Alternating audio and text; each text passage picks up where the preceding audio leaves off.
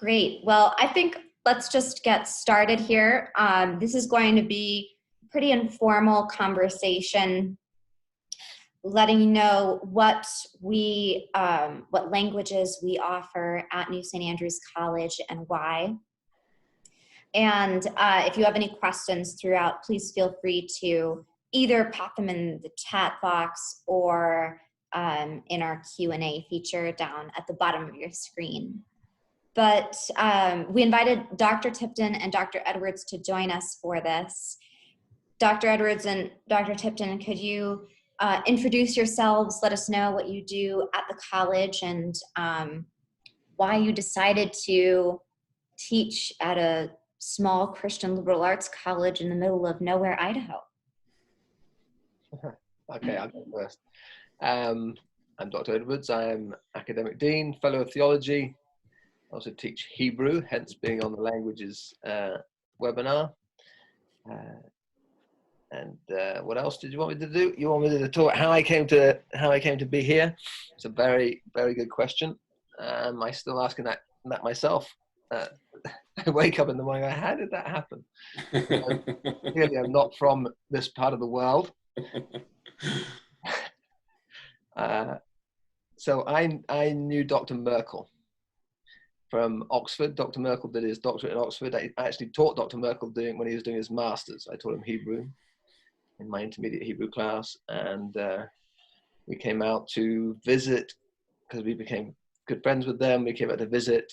I taught for a term, just filling in for them, and they asked me back. I had no intention of coming out looking for a job. I thought I understood what a liberal arts education, Christian liberal arts education was. And as I interacted with the faculty here and the students and the sort of broader community, sort of all the barriers that I had sort of set up in my mind, being British and coming to America, were gradually taken down. And I was just very, very taken with the commitment of the faculty to the teaching process, the centrality of Christ in the education that's provided, and the commitment of the students. All those things are very striking. So I ended up moving halfway across the world, it feels like. So that's a very brief version of a long story. Mm-hmm. I'll give the brief version too for my long story. My name is Dr. Tipton. I'm fellow of classical languages here at NSA, and I found myself in a very niche market. I was a Reformed Christian in classical studies. And in classical studies, there aren't many Christians, and when they are, they don't typically tend to be Reformed. And when they are Reformed, they're still not very interested in the Latin and Greek heritage that's found in the Reformation. So, yeah, I just, something my wife has commented on several times over the past couple of decades is that just whatever people seem to be interested in least, I tend to be interested in most. And then, so I sort of bounced around until I found these people out in Idaho who had the same interests.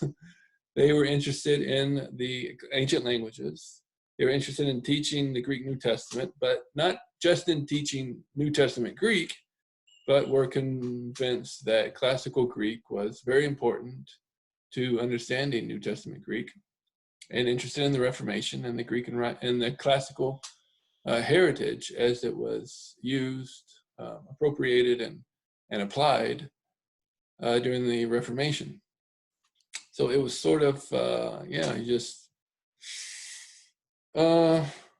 just a few people interested in the same thing. And so, birds of a feather flock together.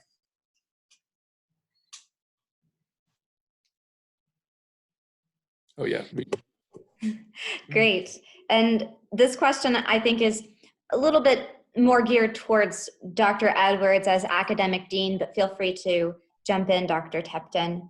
But our program, if you visitors didn't know, has more classical language credits than most other liberal arts programs that you will find. What are those languages, and why is there such a strong emphasis on them? So everyone has to do 3 years of language, classical language, and that's Latin, Greek, Hebrew, and we also offer Middle English. There's only a possibility of doing 1 year of Middle English. So you have to do 3 years of classical language, and at least one of those languages has to be done. You have to do a reading class in one of those languages, which is usually a second year class. But Chaucer counts as a reading class in that language. So everyone has to do 3 years. They have to spend at least 1 year reading texts in another language. What we find is a certain number do their 3 years and then that's it. And then there's a small group who do their 3 year, 24 credits, and then use all their elective credit up in languages as well. So you can have some people actually coming out with 44 plus sometimes credits of classical language work, and they come out knowing Greek, Latin, and Hebrew quite well. So that's what we do. Everyone starts with Latin in freshman year, and you can then carry on with Latin, move to Greek, carry on with Latin and move to Greek and Hebrew. There are all sorts of options of doing it. Why the emphasis on classical language? Well, I wasn't here when that decision was made, so I don't know what the reasons were historically. The reason I would give now for there's lots of reasons. We're doing a classical Christian education.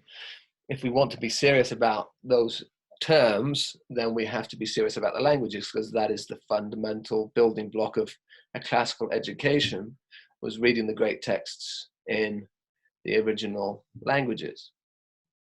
And we're part of the Western civilized world, and the classical texts of Western civilization are Greek, Latin, and I'm going to say Hebrew because I'm the Hebrew teacher, although the Hebrew was really navigated through the Latin and the Greek for most of that time, unless you were called Jerome.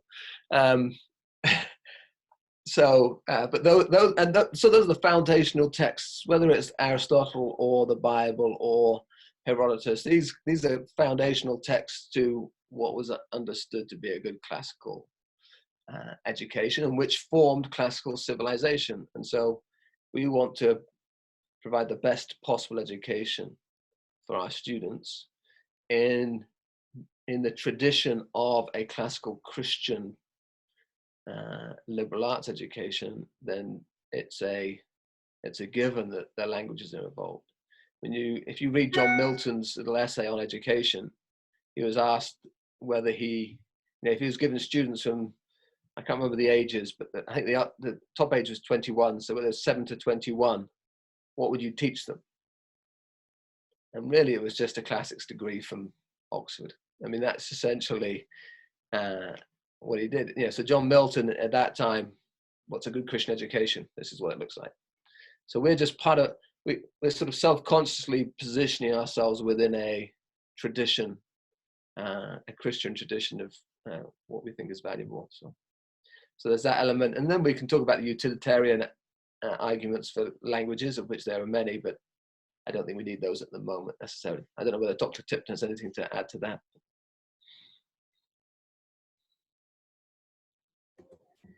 Oh no, I have nothing to add. And yeah, I like how you front loaded the good reasons.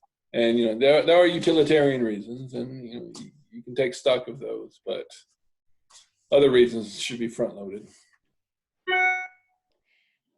Great. And my next question is, so you mentioned these are classical languages.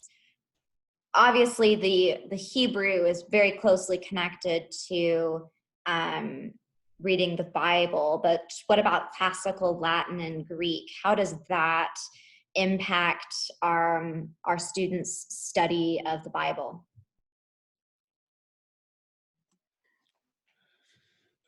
I guess I'll take that one. The so many reasons just come to mind. I gotta go through and pick one. Where I think Christian education is really failing today, and this is at all levels, particularly at the higher level, is that it's focusing on the New Testament and New Testament Greek alone. And so when people go to learn New Testament Greek, when people go to learn to read the Greek so that they can read the New Testament, they frequently take a class where they're just learning New Testament Greek, and that's just in a bubble. They're just learning this language in a bubble. So for all intents and purposes, they might as well just be consulting a translation, because the definitions they're going to get have been recycled through New Testament studies again and again. And so in order to get new insights and to read this text as a new text, you have to come at it from a different perspective. And so you step outside of that bubble, and then you read it in the context of the entire language. And this is what Christians have always done, I dare say, from the beginning to well past the Reformation era, is that they knew Greek. They take the Byzantines. They knew Greek. They knew all of Greek, and then they looked at New Testament Greek and read that. And then they have all these insights because they see how this word connects with how this word in the New Testament is just one instance of a bigger semantic field that comprises Demosthenes, or even goes back to Homer, or comprises a later author like Philo or something, or Josephus. And so there's just a bigger semantic field now that the person so when you approach New Testament Greek knowing more Greek, classical Greek, then you have larger semantic fields. And so when you read these verses, suddenly all these other options come to your mind, like, well, maybe this means this, or maybe that means that. And maybe eight out of the times it occurs to you, you decide not to go with it. But now you're engaging with the text in a deeper way than just saying, oh yeah, I know what this verse says because I've read it this way for the past 30 years. And so when you approach it when you approach the New Testament from classical Greek, one thing is just that you have a much larger body of semantic fields that you're bringing to that text, and it enables you to have insights and enables you to weed through the translations, because I always look at, there's just scores of English translations of the New Testament. You think, well, what's the right translation? Well, approaching it from this larger perspective enables you to weed through these different translations. And so, no, that one, I know what they're thinking, that's probably wrong, so we should go with that. And so I would say that's the key reason. It's just that it's a broader horizon, a larger perspective that you're bringing to the New Testament when you learn Greek, when you learn classical Greek. But besides that, and to Latin, that's a good question too. Why do we learn Latin? And that's a question a lot of seminaries haven't been able to answer, and so they don't teach Latin to their seminarians because they can't answer it. They don't see a reason for it, right? Well, the New Testament's Greek, and so we should just focus on Greek. We're not Catholics, and so we're not interested in Latin or the Vulgate. And more people are starting to become aware of the fact that there is a very strong and a very important Protestant Latin heritage that goes back to that starts in the Reformation, or actually starts 100 years in the time of the humanists, and that there's a lot to gain from this Protestant Latin heritage, and it is being more and more Protestants, I think, are recognizing this. And there are more publishers out there publishing translations of Protestant theologians, not just Calvin, but Tipton and the following generations. And there's increased interest in these writings, as there should be. But they're really just scratching the surface. And the amount of work that a student could do in some of these Protestant writers who wrote in Latin is just, I mean, is personally intensely rewarding and incredibly beneficial for for the church at large. I agree. Great. At New St. Andrews College, our mission is to graduate Christian leaders. How does language fit into that end? How does languages fit into that? And it's a very good question, because everything, in one sense, is subordinate to that end.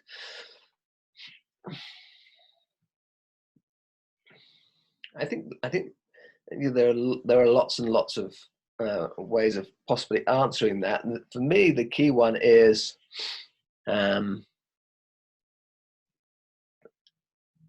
fundamental skill of reading well. So you're not, if you're going to lead in any discipline, it seems to me, you need to be able to access information that you need and get to grips with it in a way that is in keeping with the way that was written, in what was intended to be understood, and then take that information and use it in a different context, in one sense. And that is a fundamental principle of all language work. You're learning a language in order to read text. You're not learning a language in order to show off. You know, you're not learning a language to have some party tricks to impress, someone that you like.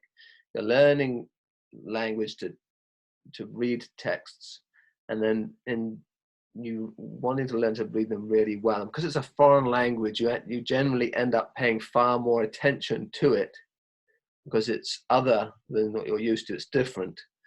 And so you read it, you learn to read it closely, you learn to read it slowly, you learn to understand what the information is. You're then asked to take it and go, well, what does that mean? Translation is not primarily a linguistic activity. It has linguistic elements to it, but it's about right understanding and getting to grasp with what the text means. And then you have to communicate that. Now that is just a fundamentally important skill for any leader, even if you're going from one language within language. I've got a set of instructions that I have understood, which I now need to communicate to these people over here. What is the best way of translating that sort of formal instruction over there? So that's reading well, understanding what the intention and the meaning of a particular text, whether it's something you hear, whether it's something you're looking at, and then being able to communicate that to others. I mean, that's our bread and butter. That's what that's what we spend our time doing if we're reading in different texts. And I think that, for me, is one of the fundamental values of learning languages. Secondly, just on a practical level, it takes a huge amount of discipline and commitment and time. There is no shortcut to learning a language. It's just even the guys who are naturally gifted at language learning need to take time. Take lots of time. Got a lot of text to read. Because language is it's a very flexible tool. And Isaiah wields it differently to Moses. Okay, and I can't assume that Isaiah is using it the same way as Moses does. So I have to read Isaiah, I have to read Moses, I have to understand how they're wielding it and how they're wielding it. So that that just takes time, self-discipline, commitment, regularity, self-control, just doing it, discipline, over years. If you want to be a leader, that's the sort of person you have to be. I mean, that's the, you don't, leaders don't suddenly pop up and are good. They're prepared, and much of that preparation happens in secret. It's the internal realities of who you are. It's not because you're the loudest and the brashest and the most competent. They lead for a short time. They're a little bit like a disappointing firework. It's like, whoop, oh, it's finished. And we don't want that sort of leader. We want to graduate the leaders who have longevity and last. And the character and the nature of who that person is will be brought in secret more often, in just a regular everyday disciplines of life. And language learning is about regular everyday discipline. So that's what I would say. Thank you. And my next question is, we've been kind of talking about the overall goals and how we get there, but I want to kind of get down to the nuts and bolts. How do we study language at New St. Andrews College? And is it any different from what you might find at a different college? Dr. Tipton can go first on that one. They're all different, but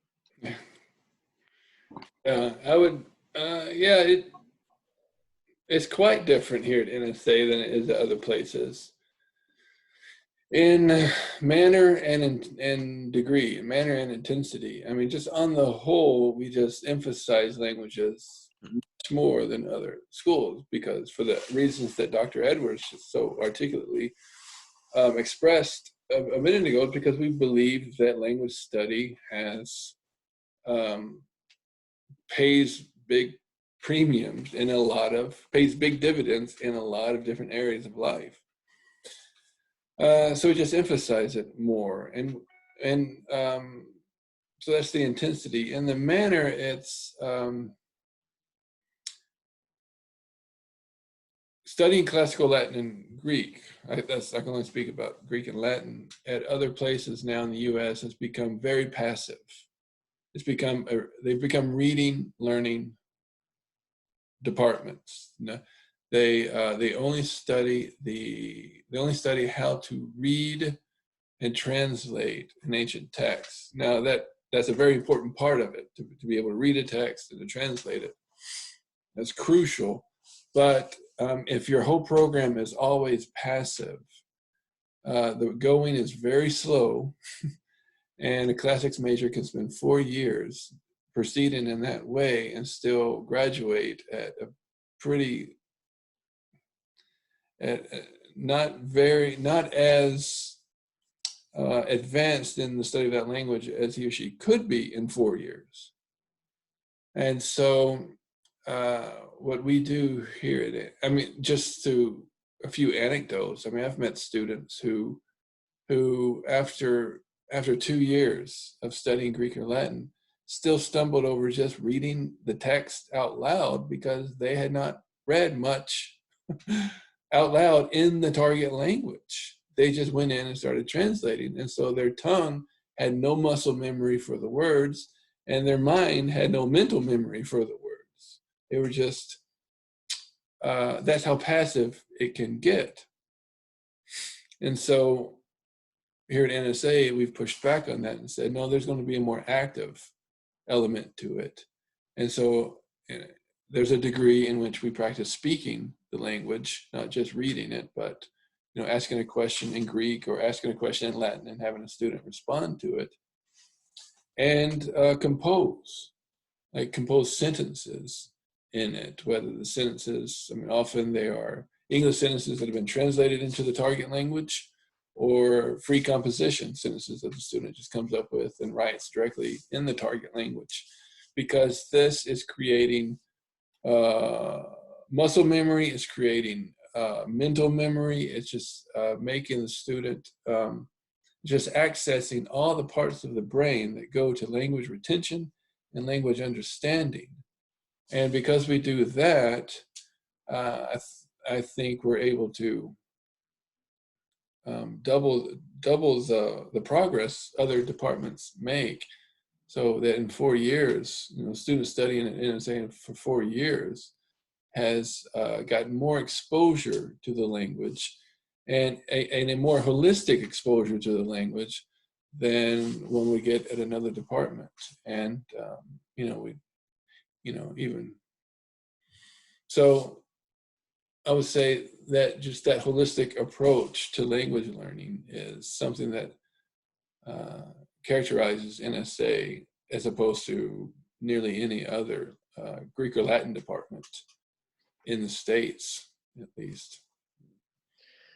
The Hebrew side of things, it's a very similar principle. We don't do the spoken Hebrew just because we'd have to do that via modern Hebrew, and it would make it a little bit trickier, I think. But we do a lot of composition, so over 30% of their weekly time is spent trying to take English and put it into Hebrew rather than having Hebrew putting it into English. And let me illustrate an example. I was teaching out in Poland quite a long time ago now, quite a few years ago, and the guy who was translating for me had done a master's in Old Testament here in America.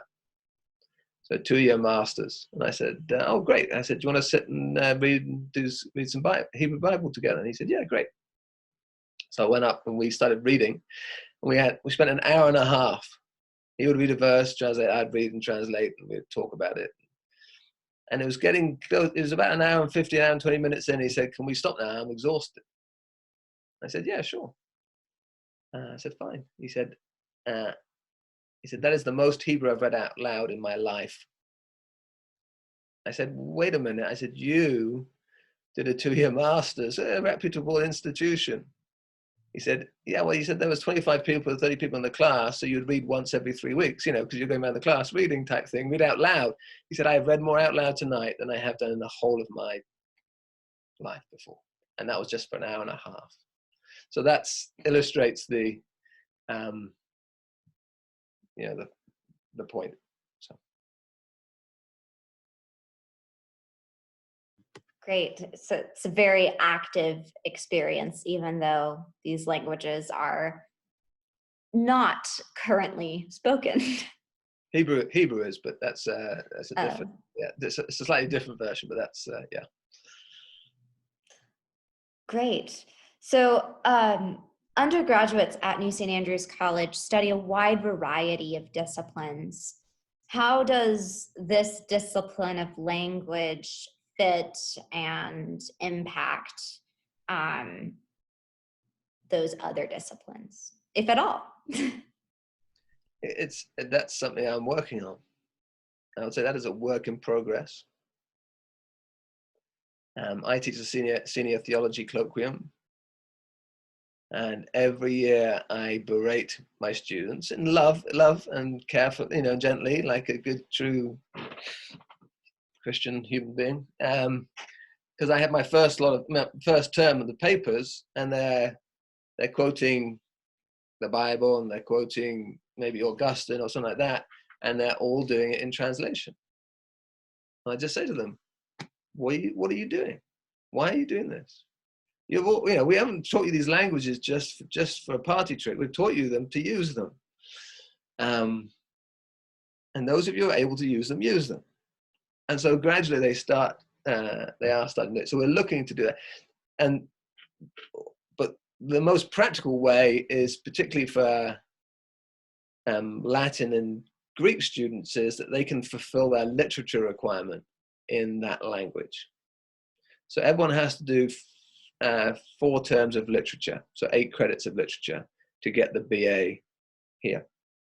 And they can do that via Chaucer, that's in Middle English, that's a language, but it can also fulfill their literature. They could do it through epic, novel, comedy, which is in translation, or they could do it with Greek texts and Latin texts that they've been reading in Greek and Latin. So, a language is the ultimate sort of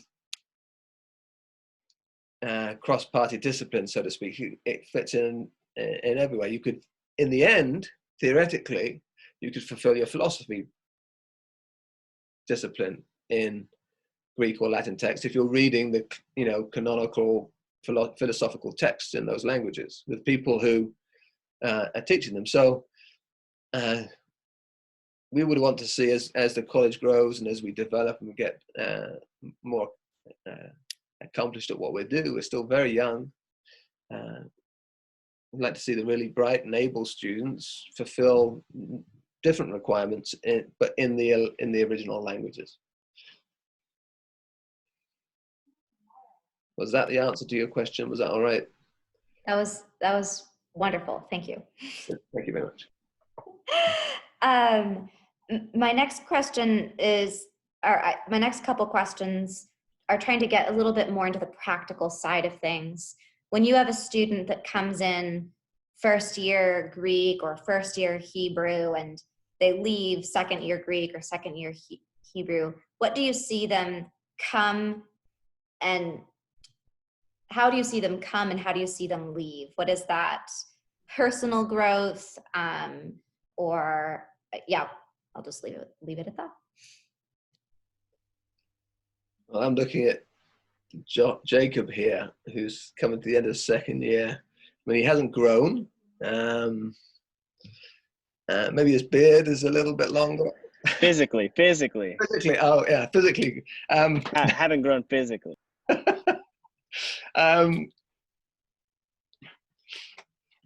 Look, our aim in terms of educational aims for Hebrew, I think it will be true for Latin and Greek. We want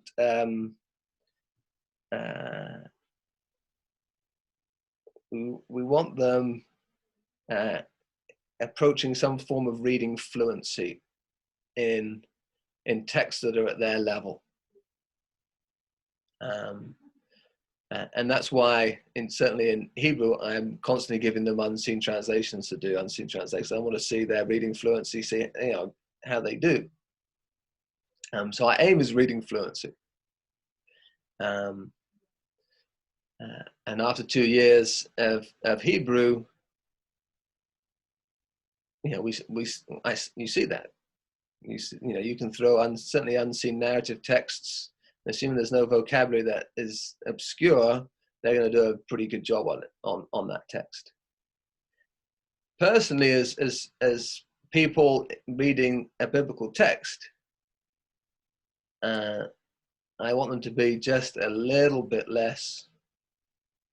It's unusual after 2 years. A little bit less confident on one level about what it says, and yet at the same time far more excited about it as a text. It seems like a strange thing.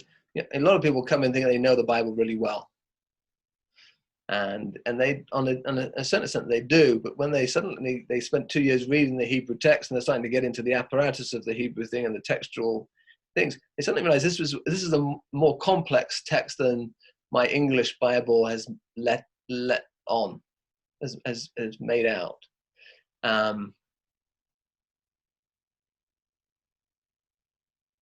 And so when they get into the Hebrew, I want them at the end of it to be realizing that this is a far deeper well than I thought it was initially. And there's a lifetime of learning and reading and enjoyment and mining its depths, which and questions that I may not get an answer to for a long time. So it becomes they come a little bit less confident and yet more enthralled with it. I think that would be my hope. And as for Greek and Latin, I'll leave Dr. Tipton to. Well, I couldn't agree with you more. I think that's exactly the same thing I would like to see. I like to see at the end of a course, at the end of a Latin curriculum, at the end of a Greek curriculum, especially when it comes to the Bible. It's just that,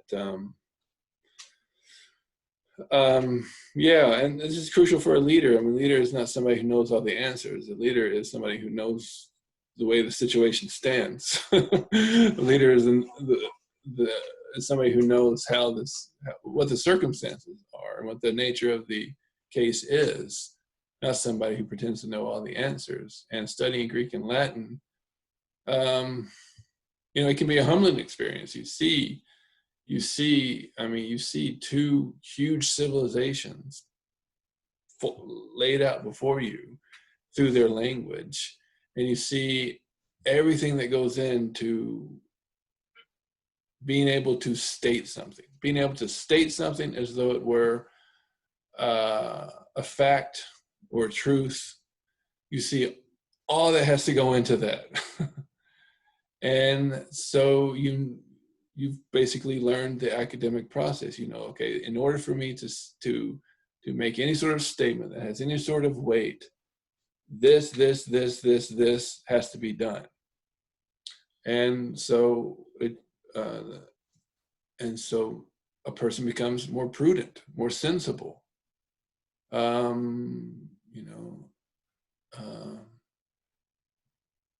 And in all of life, that pays off, but in particular, when it comes to religion and dividing the word of truth rightly, that's crucial.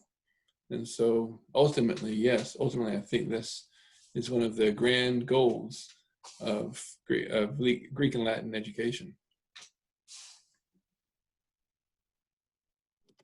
Great. I'm going to throw a curveball here and ask if Jacob has anything to add to that as a student who's taken a couple.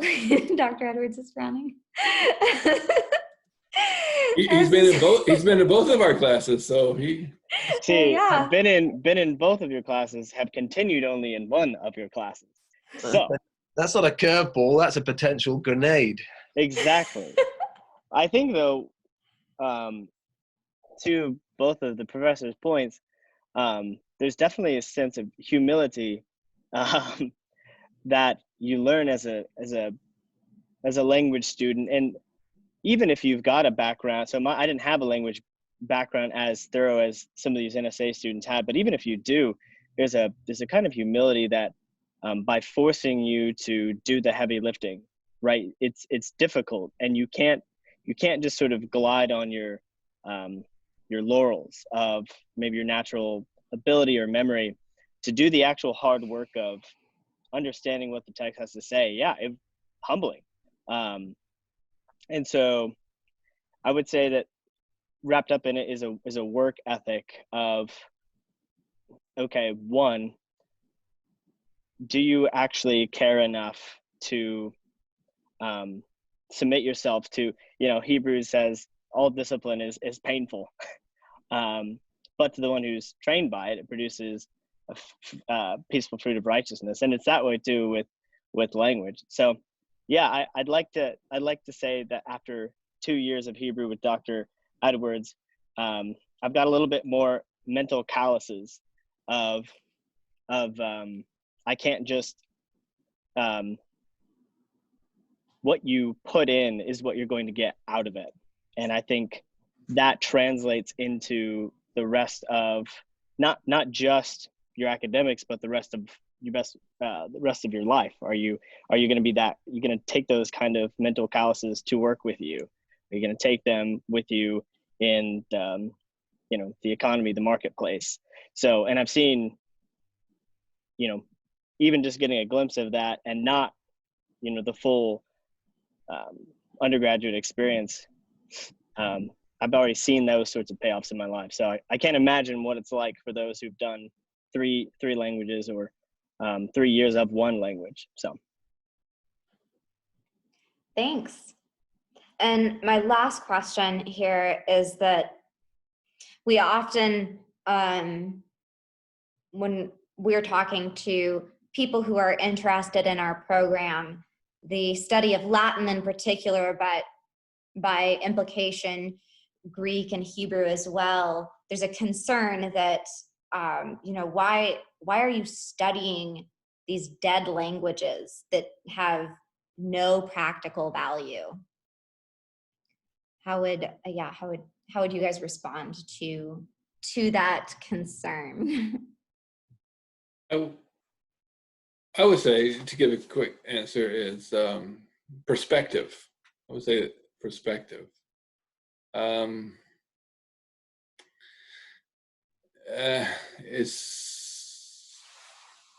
it's crucial to know these because it's like what we're going through now, this pandemic. A lot of people are unsettled, and understandably so, and a lot of people are undergoing some very tough challenges and hardships. But there are these famous descriptions of plagues from history and in literature. And one, the two that keep coming to my mind are, first one is the description of the plague that hit Athens that Thucydides describes in book 2 of his history. And then the description of when the Black Death, the plague, hit Florence in the middle of the 14th century, that's described by Boccaccio in his Decameron. And you see how, how I'm not just saying how, those were real plagues, and that's when it was really horrible. But you see how humanity has dealt with other things before in the past, and you see the descriptions of them in the literary works in these other languages. They give insight into the human psychology and the human experience. And when you see humanity in toto, so to speak, when you see humanity in from start to finish, then you have a better perspective of who you are, of what your civilization is, and who you are, and that you are just another civilization in a long span of human civilizations that's going to come to end when Christ comes back, and that you are just a little grain of sand in that civilization, which is itself a grain of sand in eternity. Sub specie aeternitatis, from the perspective of eternity. And so studying these dead languages is crucial is a crucial part of getting that overall perspective of humanity. And I would say that's what generations of Americans have been lacking now for decades, if not for a century or two, is that we have, starting in the 20th century and into the 21st, we think we hung the moon. It's like, this is it. We're the best. And so we can just study ourselves. And that's a very unrewarding pursuit, to just study ourselves. And it's going to get us nowhere, and it's getting us nowhere. And so it's that perspective, I think, that ultimately this is why we learn Greek and Latin. We see the complexity of the human mind. We see the complexity of human speech. We see the complexity of human literature, the complexity of human history, and we benefit from it a lot. And to speak metaphorically, dead material makes very good compost.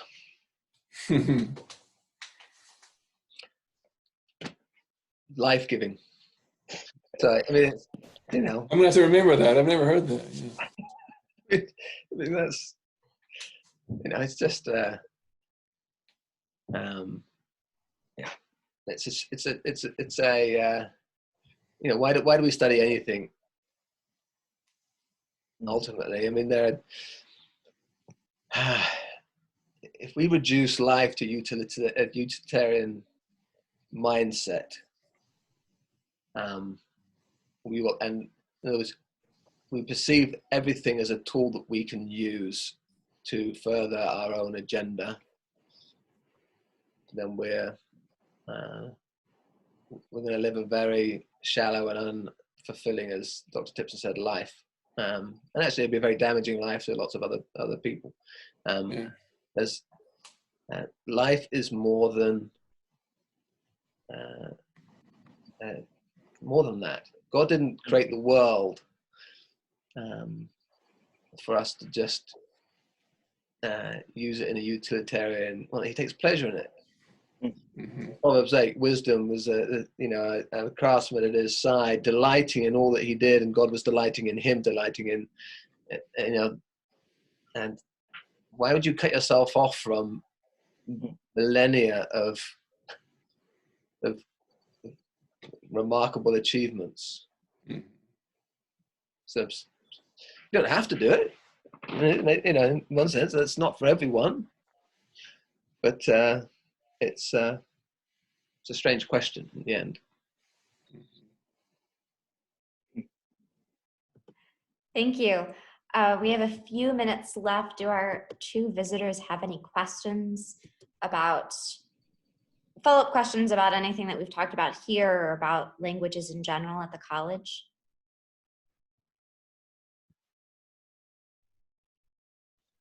We'll give them a minute.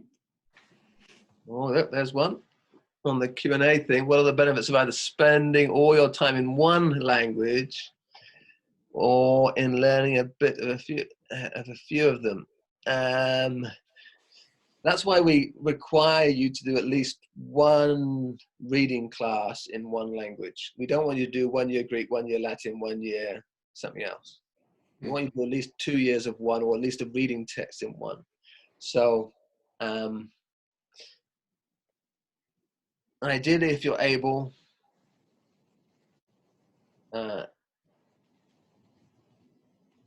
2 years of one, 1 year of another, or 3 years of one and none of another. That would, you know, that would be the ideal. I think you want to 1 year of language, no matter how active your learning is in that language, it's going to be hard work to keep it up on your own. Yeah. So, and to piggyback on that, you know, ultimately, learning the fundamentals of a language is extremely important and develops all sorts of good skills like memory retention and skills of analysis that are transferable to many other disciplines and to life.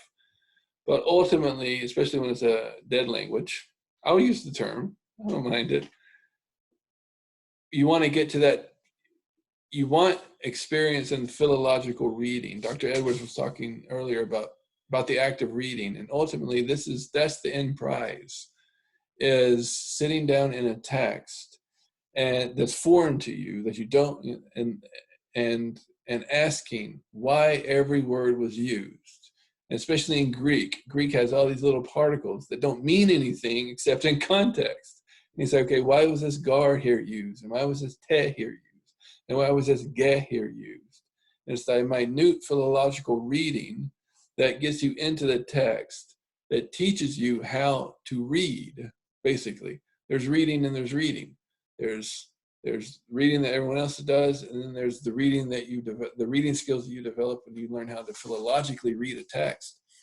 And then you can piece together context, piece together authorial intention, and piece together nuance. And that is a second year thing, and even ideally a third year thing, if at all possible, whenever possible. And so, yeah, that's our end goal. So that's why we say, no, you got to spend a year reading a text, because that's the big payoff.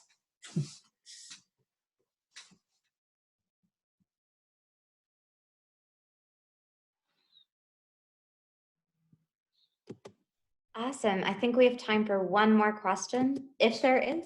There's one there. Look at that. Here we go. Do you study any non-literature texts for Middle English? No. So Chaucer, Sigwain and the Green Knight. No Doomsday Book. No. So and there might be some people who say Chaucer doesn't. I guess that's literary, right? Yeah. Yeah, not at the moment we don't. But we do. I mean, we do have the option of directed studies. So, for example, let's say you've done some Middle English. You've been, you know, one of our students' senior thesis was on the pronunciation of I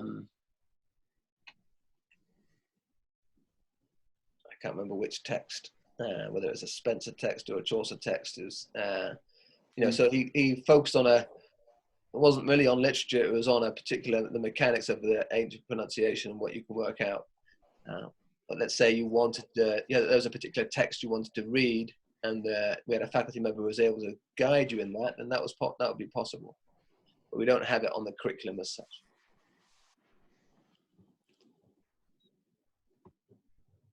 Great. Thank you so much for your time, professors, and thanks for joining us, visitors. I hope you have a wonderful weekend. Thank you very much, Grace.